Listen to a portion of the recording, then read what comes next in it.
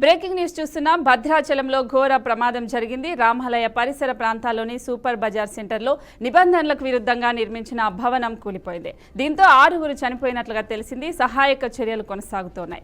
నాసిరకంగా భవనాన్ని నిర్మించడం వల్లే భవనం కూలినట్లుగా తెలిసింది. ప్రమాదం జరిగిన తర్వాత బిల్డింగ్ యాజమాన్యం గొడవకు దిగింది. తప్పు మీదంటూ ఒకరిపై ఒకరు నిందన ఆరోపణలు చేసుకున్నారు. నిజానికి గతంలోనూ ఈ బిల్డింగ్ను కూల్చివేయాలని స్థానికులు ఫిర్యాదు చేశారు. అయితే పలుమార్లు ఫిర్యాదు చేసిన అధికారులు పట్టించుకోలేదు. ఇప్పుడు ఆ నిర్లక్ష్యం 6 ప్రాణాలను తీసింది.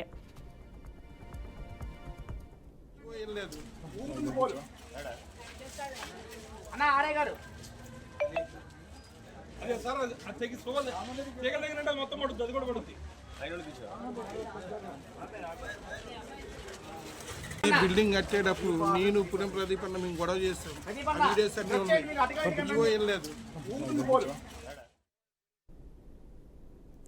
సో దీనికి సంబంధించి మరింత సమాచారం ఖమ్మం నుంచి మా ప్రతినిధి అందిస్తారు.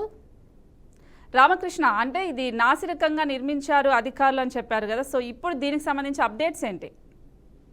స్వప్నిక, భద్రాచలము రామాలయము సరిహద్దు ప్రాంతంలోనే కూడా ఈ విషాదం చోటు చేసుకుంది. 6 అంతస్తుల భవనము ఒకటేసారి కుప్పగొలటం జరిగింది. అంటే పంచాయతీ ఆఫీసు పక్కనే కూడా ఈ భవనం నిర్మిస్తున్నారు. 6 ఫ్లోర్లు నిర్మిస్తున్నారు. అంటే 6 ఫ్లోర్లు నిర్మించడానికి అసలు పర్మిషనే ఉండదు. భద్రాచలంలో ఏజెన్సీ ప్రాంతము, ఆ ప్రాంతంలో 170 యాక్ట్ అమలై ఉంటుంది. అయితే పంచాయతీ అధికారుల నిర్లక్ష్యం వల్లే కూడా ఈ పర్మిషన్లు ఇవ్వటము, ఈ పర్మిషన్ల త్రూ ఆ బిల్డింగ్ 6 అంతస్తులు కట్టడంతో కూడా అంటే అది కరెక్ట్ లేకే కూడా భవనం కూలిపోవడం జరిగింది. ఇప్పటికైతే 6 చనిపోయినట్టు కూడా ఆ స్థానికంగా ఉన్న ప్రజలు కూడా చెప్తున్న పరిస్థితులు, అధికారులు కూడా అంటున్నారు. ఇంకా కొంతమంది కూడా భవనం కింద చిక్కుకొని ఉండొచ్చు అని చెప్పేసి స్థానికులు చెప్తున్న పరిస్థితులు. అయితే కేవలం ఈ ప్రమాదానికి నిర్లక్ష్యం చూసుకుంటే అయితే పంచాయతీ అధికారులే అని చెప్పుకోవచ్చు. ఎందుకంటే భద్రాచలంలో 6 అంతస్తుల భవనానికి అసలు పర్మిషన్లు ఉన్న 170 యాక్ట్ అదొకటి. పంచాయతీ అధికారులకు కూడా అక్కడ స్థానికులు కూడా పలుమార్లు చెప్పడం జరిగింది. అంటే ఒక ఫిర్యాదు కూడా ఇవ్వడం జరిగింది. ఈ 6 అంతస్తుల బిల్డింగ్ ఎలా కడతారు, ఇక్కడ పర్మిషన్ లేదు కదా అని చెప్పేసి అని అనేక మార్లు అక్కడ ఉన్న స్థానికులు కూడా ఫిర్యాదు చేసినా సరే పంచాయతీ అధికారులు పట్టించుకోలేదు. వాళ్ళు ముడుపులు అందుకొని వాళ్ళకి కావాల్సిన తీసుకొని ఈ పర్మిషన్లు ఇచ్చి ఇక్కడ బిల్డింగ్లు కట్టే ఈ ప్రమాదానికి కూడా పంచాయతీ అధికారులు కూడా కారణం అంటూ కూడా అక్కడ స్థానికులు కూడా ధ్వజమెత్తుతున్న పరిస్థితులు చూసుకోవచ్చు. భద్రాచలము అంటేనే రాముల వారి ఆలయం, అక్కడ ఫేమస్. భక్తులు కూడా అనేక మంది అనేక ప్రాంతాల నుంచి, ఛత్తీస్గఢ్, ఒడిస్సా, తెలంగాణ 2 తెలుగు రాష్ట్రాల నుంచి కూడా పెద్ద ఎత్తున భక్తులు కూడా అక్కడికి వస్తూ ఉంటారు. అది కూడా ఈ బిల్డింగ్ ఈ ప్రమాదం కూడా చూసుకుంటే భద్రాచలం రాముల వారి ఆలయం కూడా దగ్గరలోనే ఉంటుంది. ఇంత పెద్ద ప్రమాదం అంటే అధికారులు ఎంత నిర్లక్ష్యం వహిస్తున్నారో కూడా అక్కడ స్థానికులు అయితే కేవలం అధికారుల నిర్లక్ష్యం వల్లే కూడా ఇది జరిగింది అంటూ కూడా ధ్వజమెత్తుతున్న పరిస్థితి నెలకొన్నది. Swapnika. Right, thank you Ramakrishna.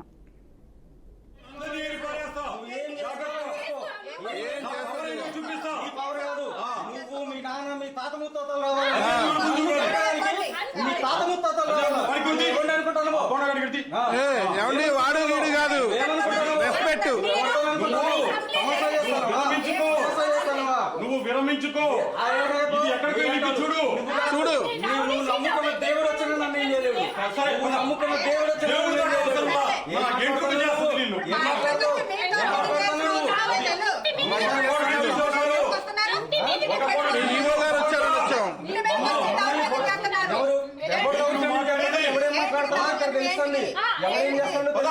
అన్ని కరెక్ట్ ఉంటే ఈవో గారు చేపిస్తారుగా, అన్ని కరెక్ట్ ఉంటే ఈవో గారే చేపిస్తారుగా, ఈవో గారిని కూడా చేస్తున్నారు కదా. అన్ని కరెక్ట్ ఉంటే ఈవో గారే చేపిస్తారుగా.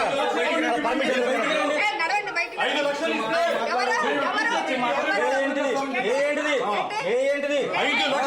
డిమాండ్ చేశారు.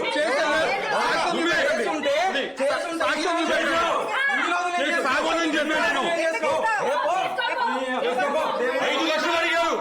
5 లక్షలు అడిగారు. 20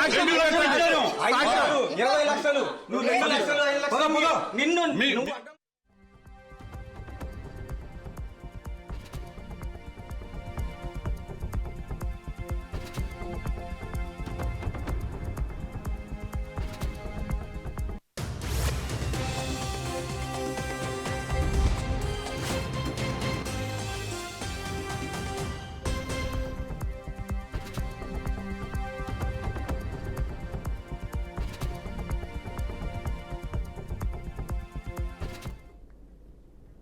తెలంగాణ రేషన్ కార్డులకు అదిరిపోయే శుభవార్త చెప్పారు పౌర సరఫరాల శాఖ మంత్రి ఉత్తమ్ కుమార్ రెడ్డి. బియ్యంతో పాటు నిత్యావసర సరుకులు ఇకపైన పూర్తి స్థాయిలో అందిస్తామని అసెంబ్లీ వేదికగా ప్రకటించారు. చౌక ధరల దుకాణాల్లో ఇక నుంచి రేషన్ బియ్యంతో పాటు నిత్యావసర సరుకులు పంపిణీ చేస్తామని వివరించారు. తెలంగాణ రేషన్ కార్డులకు సన్న బియ్యం కూడా పంపిణీ చేయబోతున్నట్లు తెలిపారు. గౌరవ సభ్యులందరికీ మనం చేస్తున్నా, స్వతంత్ర భారతదేశంలో ఏ రాష్ట్రంలో జరిగిన విధంగా ఆహార భద్రత విషయంలో 84% ఆఫ్ పాపులేషన్కి ఉచితంగా మంచి క్వాలిటీ సన్న బియ్యం స్కీము ఈ ఉగాది నుంచి కూడా మనం మొదలు పెడుతున్నాం. మరి ఈ విషయంలో మీకు మరిన్ని ఏమైనా సజెషన్స్ ఉన్నా, ఏమైనా మీ అబ్జర్వేషన్స్ ఉన్నా తప్పనిసరి తెలియజేయాల్సిందని మనం చేస్తున్నాను. Definitely will take it positively. అదేవిధంగా రేషన్ కార్డు విషయంలో ఇప్పుడు రాష్ట్రంలో ఉన్నాయి సుమారు 89.8 lakh రేషన్ కార్డ్స్. మేము మొదటి విడతగా వెంటనే ఏదైతే ఎడిషనల్ మెంబర్స్ యాడ్ చేయాలనో రేషన్ కార్డ్స్కి చాలా ఏళ్ల నుంచి పెండింగ్ ఇష్యూస్ ఉన్నాయి. మరి కొత్త ఫ్యామిలీ మెంబర్స్ యాడ్ చేయాలనో వాళ్ళకు కూడా మరి ఇమ్మీడియట్గా ఈ రేషన్ సిస్టంలోకి తీసుకొచ్చి వాళ్ళకు కూడా సన్నబియ్యం ఇవ్వడం జరుగుతుంది. అదేవిధంగా కొత్త రేషన్ కార్డ్ ప్రక్రియ కూడా ఇది కొంత సిస్టమేటిక్గా మెటిక్యులస్గా చేయాలనే ఉద్దేశంతో మేము ముందుకు పోతున్నాం.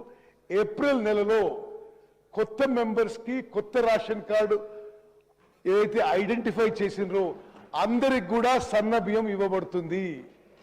మీకు రేషన్ కార్డు ఫిజికల్గా రేషన్ కార్డు చేరకపోయినా మీ పేరు బెనిఫిషరీస్ లిస్ట్ వస్తే మీకు తప్పనిసరిగా ఆ రేషన్ వస్తుంది.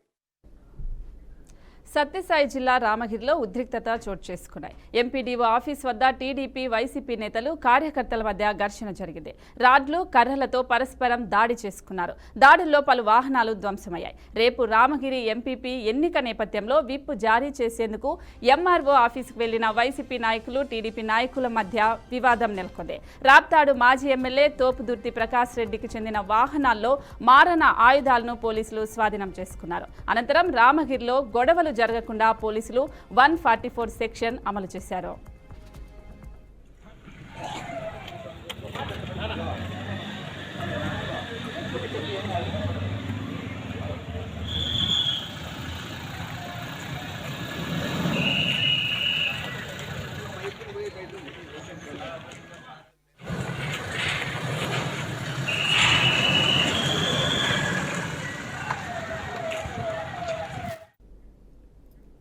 లైంగిక వేధింపుల కేసులో అలహాబాద్ హైకోర్టు జడ్జి ఇచ్చిన వ్యాఖ్యలపై సుప్రీంకోర్టు మండిపడింది.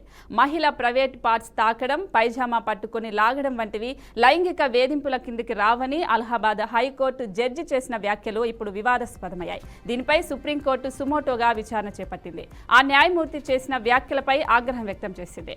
ఆ జడ్జి వ్యాఖ్యలు ఏమాత్రం సున్నితమైనవి కావని, అవమాననీయంగా ఉన్నాయని justice BR Gavai, justice Augustine George Masih ధర్మాసనం విచారం వ్యక్తం చేసింది. ఈ కేసును తీర్పును తక్షణమే ప్రకటించలేదని, తీర్పును రిజర్వ్ చేసిన 4 నెలల తర్వాత వెలువరించాలని గుర్తు చేసింది.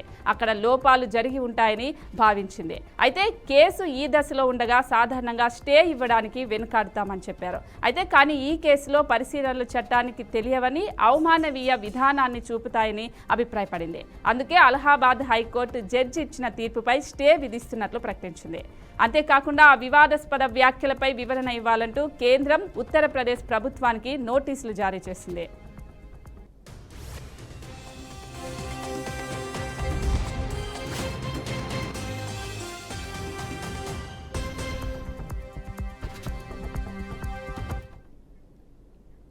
ములుగు జిల్లాలో పెద్ద పులి సంచారం ఒకసారిగా కలకలం రేపేసింది.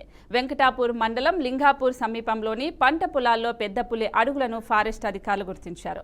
2 బృందాలుగా ఏర్పడి పెద్ద పులి జాడ కోసం గాలింపు చర్యలు చేపట్టారు. చుట్టుపక్కల గ్రామాల ప్రజలు అప్రమత్తంగా ఉండాలని హెచ్చరించారు.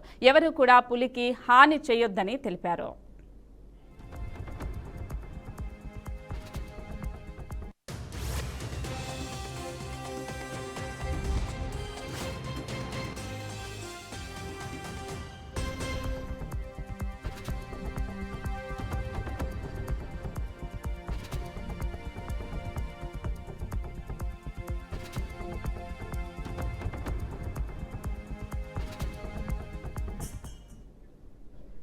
ఆన్లైన్ బెట్టింగ్ అనేది అంతర్జాతీయ నేరంగా మారిందని సీఎం రేవంత్ రెడ్డి చెప్పారు. ఆన్లైన్ బెట్టింగ్, రమ్మీ పట్ల కఠినంగా వ్యవహరించాలని రాష్ట్ర ప్రభుత్వం నిర్ణయం తీసుకున్నట్లు తెలిపారు.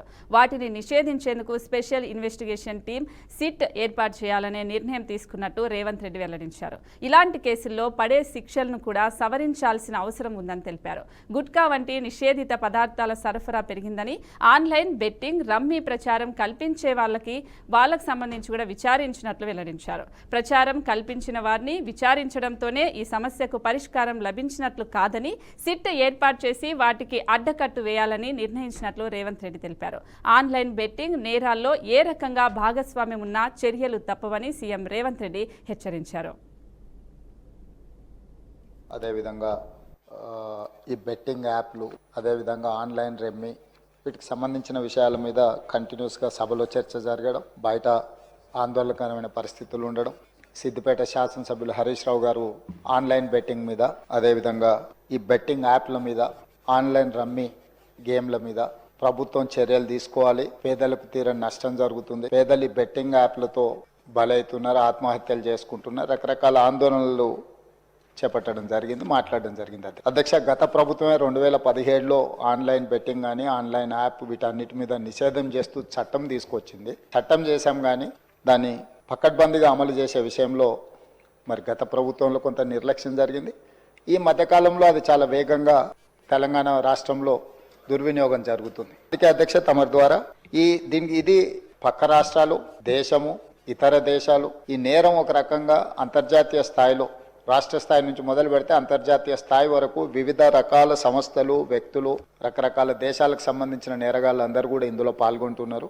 ఇది ఏదో టెంపరీగా ఒక పోలీస్ స్టేషన్లోనో లేకపోతే ఒక పరిధిలో మనం విచారణ చేస్తే దీనికి ఈ సమస్యకు సమూలమైన పరిష్కారం కనుగొనే పరిస్థితి లేదు. కాబట్టి ఈ ఆన్లైన్ చిత్తూరు జిల్లా పుంగనూరు శ్రీ సుగుటూరు గంగమ్మ జాతరలో అపశృతి చోటు చేసుకుంది. టీడీపీ నేత ఆర్వీటీ బాబు హెలికాప్టర్ ద్వారా గంగమ్మ జాతరలో పూలు చల్లాడు. అయితే హెలికాప్టర్ కిందకు రావడంతో షామియానాలు కూలిపోయాయి. దీంతో టీడీపీ నేత అత్యుత్సాహం వల్ల త్రుటిలో ప్రమాదం తప్పిందని భక్తులు ఆగ్రహం వ్యక్తం చేశారు.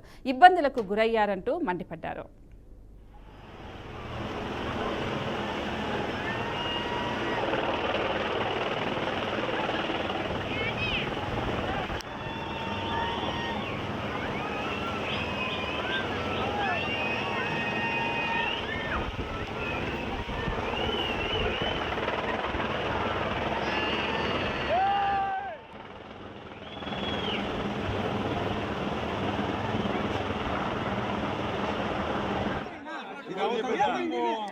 ధూళు మొత్తం అవసరం పిల్లలతో కూడా ఇది చేసుకొని పోతాడు. ఎవరు వచ్చింది, ఏం జరిగింది, ఏం జరిగింది?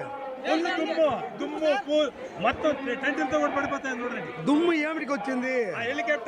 హెలికాప్టర్ నుంచి ఇంత తొందర అయింది, తొందర అయిపోయింది పిల్లలకు, పబ్లిక్ గంటల్లో దుమ్ము అయిపోయింది, చాలా ప్రాబ్లం అయింది సార్. ఏది అవసరమా?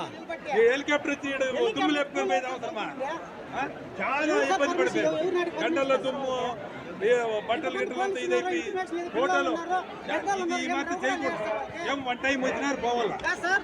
ఇంతమంది పోలీసులు ఉన్నారు, హెలికాప్టర్ వచ్చిన పిల్లలు పెద్దలు ఉన్నారని కొంచెం కూడా ఇంటికి పిల్లకాయలు కూడా పడిపోతారు. లాక్కున్నాం మేము. పిల్లలు ఉన్నారు, ముస్లింలు ఉన్నారు.